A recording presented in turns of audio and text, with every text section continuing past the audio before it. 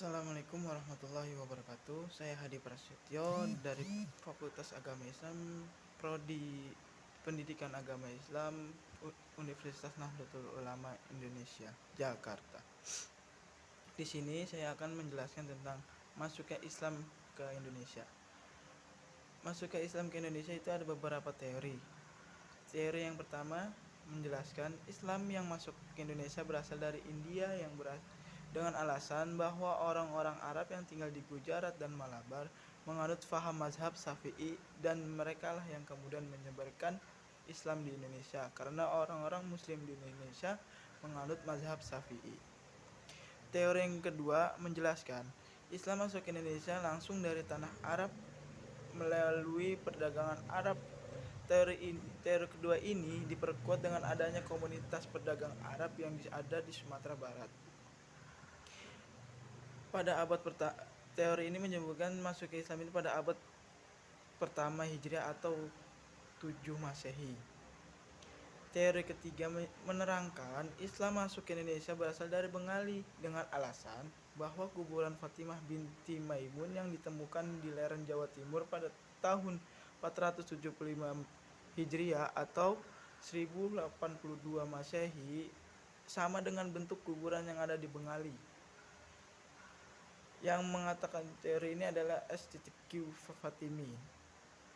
Hanya saja teori ini sulit diterima karena ada perbedaan mazhab yang dianut oleh orang-orang Muslim Bengali dengan orang-orang Muslim Indonesia. Orang-orang Muslim Bengali itu menganut mazhab Hanafi, sedangkan orang-orang Muslim Indonesia menganut mazhab Syafi'i. Dan teori yang keempat, Islam masuk ke Indonesia berasal dari Kolomoder dan Malabar dengan alasan kesamaan mazhab yang kita anut dengan mazhab Muslim Kolomoder dan Malabar. Orang-orang Muslim Kolomoder itu menganut mazhab Syafi'i dan orang-orang Muslim Indonesia menganut mazhab Syafi'i. Adapun mengenai kapan Islam masuk ke Indonesia, ada dua pendapat.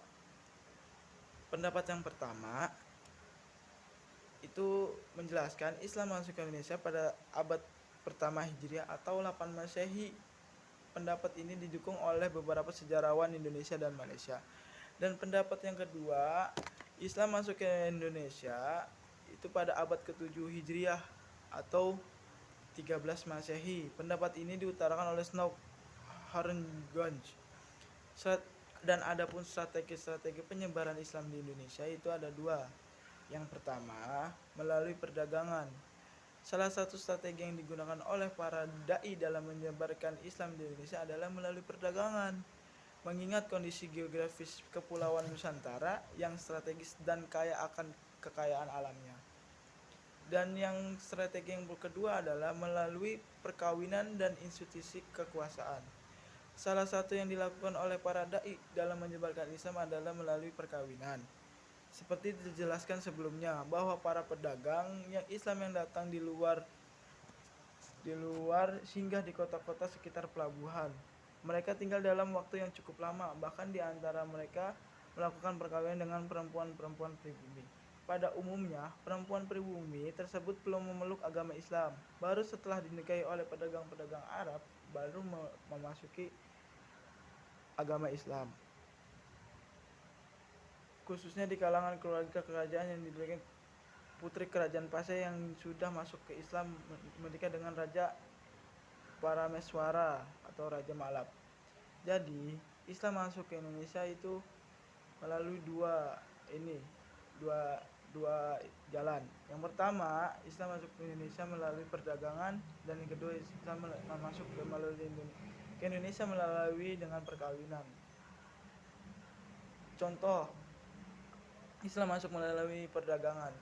Orang-orang Arab terdahulu itu mereka menyebarkan Islam di Indonesia melalui perdagangan yang berada di perdagangan yang dekat-dekat pelabuhan seperti pelabuhan Sunda Kelapa, pelabuhan di Merak, dan banyak kerajaan Sunda Kelapa pun yang masuk Islam.